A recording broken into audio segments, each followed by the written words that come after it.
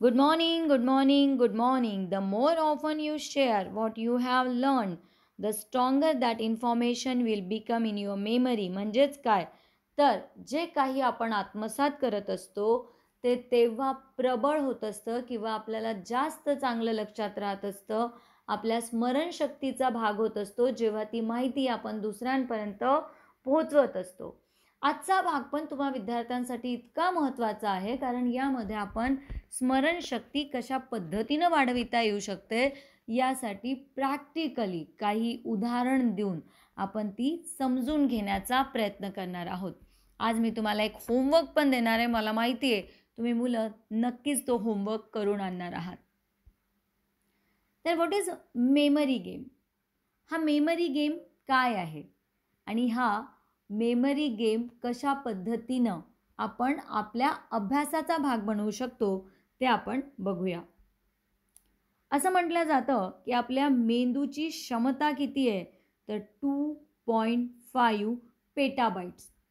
थोडक्यात सांगायचं म्हणजे जर आपण टी व्हीवरती एखादा व्हिडिओ प्ले केला HD मध्ये आणि 300 वर्ष चालत राहिला तर जितकी मेमरी लागते तेवढी मेमरी आपल्या मेंदूमध्ये असते. मग मेंदूची इतकी जास्त क्षमता असून सुद्धा बऱ्याच गोष्टी आपल्याला लक्षात का राहत नाही याचे एक छानसं छोटंसं उदाहरण मी घेईल. तुम्हाला यासाठी काही ॲक्टिव्हिटी पण करायची आहे. मी तुम्हाला काही शब्द सांगणार आहे आणि त्यानंतर म्हणजे ती ऐकल्यानंतर तुम्हाला व्हिडिओ पॉज करायचा आहे आणि त्यानंतर दुसरी अजून एक टेक्निक आहे. त्या टेक्निकनंतर सुद्धा व्हिडिओ पॉज करायचा आहे. म्हणजे आजच्या लेक्चरमध्ये तुम्हाला दोनदा व्हिडिओ पॉज करायचा आहे आणि तुम्हाला काही ॲक्टिव्हिटीज ज्या मी सांगणार आहे त्यावरती लक्ष केंद्रित करायचं आहे. तुमच्यासमोर स्क्रीनवरती शब्द असतील pencil, stamp, rainbow, carpet, apple, cock, planet, magazine, gold, watch.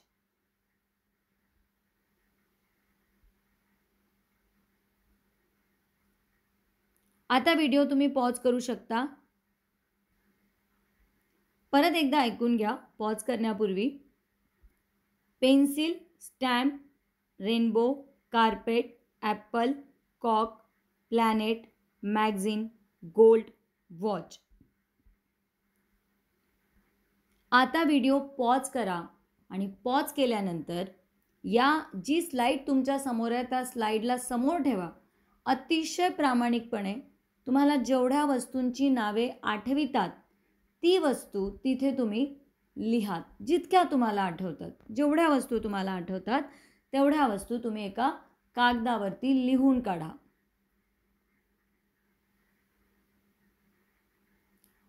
किती विद्यार्थ्यांना वेगवेगळी शब्द आठवली असतील? काहींना 3, काहींना 4, काहींना 5, 7, 8, 9, 10. ती तुम्ही मला कमेंट बॉक्समध्ये सांगात की तुम्हाला किती वस्तू आठवल्यात. मग आता आपण म्हटलं की मेंदूची क्षमता इतकी जास्त असते की आपल्याला एवढं सगळं लक्षात राहायला पाहिजे, एवढी मेमरी आहे आपली, मग आपल्याला हे लक्षात का राहत नाही आणि त्यासाठी आपण कुठले रूल फॉलो करायचे हे आपण या उदाहरणांनीच बघूया. विचार करा, मी तुम्हाला एक छोटीशी गोष्ट सांगते. पेन्सिल आणि स्टॅम्प संपल्यामुळे मला माझ्या वडिलांनी पेन्सिल आणि स्टॅम्प आणायला बाहेर पाठवलं. पेन्सिल आणि स्टॅम्प आणायसाठी तुम्ही बाहेर गेलेत. बाहेर छान पाऊस येतोय, गार वारा सुटलेला आहे आणि एक इंद्रधनुष्यसुद्धा आहे. पेन्सिल, स्टॅम्प आणायला तुम्ही घराबाहेर गेलेत. पेन्सिल आणि स्टॅम्प आणायला गेले असताना तिथे एक इंद्रधनुष्य तुम्हाला दिसलं आणि ते इंद्रधनुष्य बघत बघत जात असतानाच त्या इंद्रधनुष्याचा कार्पेट झाला. मी जे काही तुम्हाला बोलते ते सगळं तुम्हाला इमॅजिन करणं सुरू करायचं आहे. स्टार्ट इमॅजिनिंग. तुम्ही पेन्सिल आणि स्टॅम्प घ्यायला गेले. पेन्सिल आणि स्टॅम्प घ्यायला जात असताना गार वारा सुटला होता, पाऊस येत होता. एक इंद्रधनुष्य तुम्हाला दिसला. त्या इंद्रधनुष्याचं कार्पेटवर रूपांतर झालं आणि आकाशातून एक ॲपल तुमच्या हातामध्ये पडलं. ते ॲपल खाल्ल्याबरोबरच काय झालं की घड्याळीचा गजर झाला. घड्याळीचा गजर झाला. घड्याळीचा गजर झाला म्हणजे अलार्म वाजला. अलार्म वाजल्यावरती तुमच्या लक्षात आलं की हे सगळं तुम्ही झोपेमध्ये बघत होते. तुम्हाला झोपेतनं जाग आली होती आणि आपण आपल्याच प्लॅनेटवरती आहोत, आपल्या अर्थ प्लॅनेटवरती आहोत हे तुमच्या लक्षात आलं आणि इथे असं काहीही होत नाही हेही लक्षात आलं. थोड्या वेळाने तुम्ही एक मॅगझिन हातामध्ये घेतली आणि त्या मॅगझिनमध्ये तुम्हाला एक गोल्ड वॉच दिसली. तुम्ही मॅगझिन हातात घेतली, त्या मॅगझिनच्या कव्हर पेजवरती तुम्हाला गोल्ड वॉच दिसली.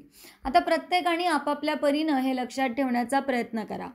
मी जी गोष्ट सांगितली ही माझी इमॅजिनेशन होती आणि त्याच्यासोबत मी प्रत्येक असोसिएट करत गेली एकेका शब्दाला. तुम्ही आपापली वेगवेगळी स्टोरी बनवू शकता. आता हीच गोष्ट तुम्ही परत लक्षात घेण्याचा प्रयत्न करा. तुम्हाला पेन्सिल आणि स्टॅम्प आणायला तुमच्या वडिलांनी पाठवलं. तुम्ही जाताय, इंद्रधनुष्य दिसतंय. इंद्रधनुष्य दिसल्यानंतर त्याचा इंद्रधनुष्याचा अचानकपणे कार्पेट झाला आणि वरून एक ॲपल तुमच्या हातात पडलं. ते खात असतानाच घड्याळीचा गजर झाला. अलार्म वाजला. अलार्म वाजल्यानंतर तुम्हाला लक्षात आलं की तुम्ही झोपेतनं जागे झाले आहात. हे एक स्वप्न होतं. तुम्ही तुमच्या प्लॅनेटवरती म्हणजे अर्थवरतीच आहात, कुठेही हवेत कार्पेटवरती नाही आहात. आणि मग तुम्हाला समोर एक मॅगझिन दिसली. त्या मॅगझिनवरती एक गोल्ड वॉच होती. हे सगळं तुम्ही डोळे बंद करून इमॅजिन करा, असोसिएट करणं चालू करा आणि मग परत एकदा जी सांगितलेली मेमरी ट्रिक आहे ती फॉलो करा. तुमच्या एक लक्षात येईल की ज्यावेळी तुम्ही इमॅजिन केलं आणि इमॅजिन केल्यानंतर या सर्व गोष्टींचा संबंध आपसात जोडला. या सर्व गोष्टींचा संबंध आपसात जोडला. आता इथे एक शब्द कॉक आहे, तर तुम्ही क्लॉक किंवा कॉक गजर म्हणजे कोंबडासुद्धा आरवतो तेव्हा आपण झोपेतनं उठतो. तर जेव्हा आपण कुठलीही गोष्ट इमॅजिन करतो आणि इमॅजिन केल्यानंतर आपल्या सर्व सेन्सेसच्या आधारे त्यांना पडताळतो, त्यांचा अनुभव घेण्याचा प्रयत्न करतो. कारण अनुभवाच्या आधारावरती ज्याही गोष्टी आपण करत असतो त्या आपल्याला जास्त चांगल्या लक्षात राहतात. जसं की एखाद्यावरती आपलं प्रेम झालं, तर प्रेमामध्ये तुम्ही त्या गोष्टींचा अनुभव घेतलेला असतो म्हणून त्या आपल्याला फार चांगल्या लक्षात राहतात. किंवा त्याच गोष्टी ज्या गोष्टी आपण आपल्या इंद्रियांच्या पातळीवरती अनुभवू शकतो, त्या व्हिज्युअलायझेशन टेक्निकनी का असे ना त्या चांगल्या लक्षात राहतात. मग आता करायचं काय आहे, तर व्हिडिओ परत एकदा पॉज करा, सिम्पल स्लाईडवर या आणि कशा पद्धतीनं तुम्ही व्हिज्युअलाइज केलेलं आणि नंतर त्याला असोसिएट केलेलं किती चांगल्या प्रकारे तुमच्या लक्षात राहतंय हे बघा. कारण वेगळ्या गोष्टी तुम्हाला लक्षात ठेवायसाठी थोड्या ट्रिक्स वापराव्या लागतात ज्या कठीण असतात. सिक्वेन्स आहे, तुम्हाला अशा प्रकारचे सिक्वेन्स इतिहासामध्ये लक्षात ठेवावे लागतात. जर सगळ्या सोप्या वस्तू असतात, पेन्सिल, इरेझर, रुलर, शार्पनर, ते तुम्हाला लगेच लक्षात राहिलं असतं. आता हीच ट्रिक तुम्हाला फॉलो करायची आहे काही घटनांमध्ये. इमॅजिन करायचं आहे, असोसिएट करायचं आहे, स्टोरी फॉर्म करायची आहे. उदाहरणार्थ आपण बघतोय की 1907 मध्ये सुरत अधिवेशन भरलं. तिथे कशा पद्धतीनं काँग्रेस दुभंगली गेली. मग इमॅजिन करा काय झालं होतं, कसं झालं असेल. टिळकांना बघा, किंवा 1916चा लखनौ पॅक्ट आहे, त्यावेळी टिळकांनी कशा पद्धतीनं सगळं घडवून आणलं असेल ते विचार करा. इमॅजिन करा, असोसिएट करा. आता हे असोसिएट करायच्या आणि इमॅजिन करायच्या आधी काही कीवर्ड्स बनवावे लागतात. आपण जे कीवर्ड्स पाहिलेत किंवा आपण जे शब्द पाहिलेत, पेन्सिल, स्टॅम्प, तर या शब्दांची शृंखला ही कीवर्ड्सच्या आधारे आपल्याला जोडता येतं. इमॅजिन करायचं, असोसिएट करायचं, हा जो संपूर्ण भाग आहे हा तुम्हाला सरावानं अधिक चांगला येत जातो. इतका चांगला हा होऊ शकतो तुमचा जर तुम्ही सातत्यानं प्रॅक्टिस केली, तर नंतर तुम्हाला हे सगळं करण्याची पण गरज पडत नाही. तुम्हाला आपोआप सगळं काही लक्षात राहायला लागतं. हे कीवर्ड्स कसे शोधायचे, हे कीवर्ड्स कसे बनवायचे आणि विथ कीवर्ड्स इमॅजिन आणि असोसिएट करून कितीतरी लांब काळासाठी तुम्ही ते लक्षात ठेवू शकता.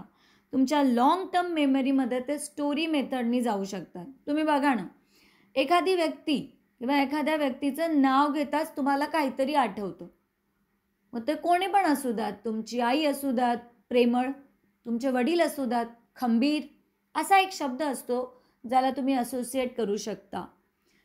किंवा एखाद्या व्यक्तीबद्दल तुम्हाला कधी विचारलं तर तुम्ही एखाद्या गोष्टीच्या स्वरूपात त्याला आठवणं सुरू करता आणि सांगणं सुरू करता. इमॅजिन केलं, असोसिएट केलं, तर त्याच्यानंतर स्टोरी मेथडप्रमाणे त्याला आपल्या ब्रेनमध्ये साठवून आपण त्याला जास्त काळासाठी लक्षात ठेवू शकतो. यामुळे काय होतं की आपली मेंदूची क्षमता ही वाढत जाते. यामध्ये मी तुम्हाला काही 2 स्लाइड्स आहेत, त्या मी तुम्हाला आज आपल्या टेलिग्राम चॅनलवरती देणार आहे आणि त्यावरती एक छानशी स्टोरी बनवून तुम्हाला ती लक्षात ठेवायची आहे. ही टेक्निक तुम्हाला कामी येईल इतिहासाच्या अभ्यासासाठी. मुलांनो, आजचा क्लास कसा वाटला आठवणीने सांगा आणि माझे हे लेक्चर झाल्यानंतर आपण जे शब्द पाहिलेत ते शब्द परत एकदा आठवून बघा की आता तुम्हाला आठवतात का. पहिल्या पॉजच्या वेळेस तुम्हाला किती शब्द आठवलीत आणि नंतरच्या पॉजनंतर तुम्हाला किती शब्द आठवलीत हे नोट करा किंवा कमेंट बॉक्समध्ये मला नक्की सांगा. भेटत राहूया अशाच प्रकारे रोज सकाळी 4 वाजता. जय भारत, जय महाराष्ट्र.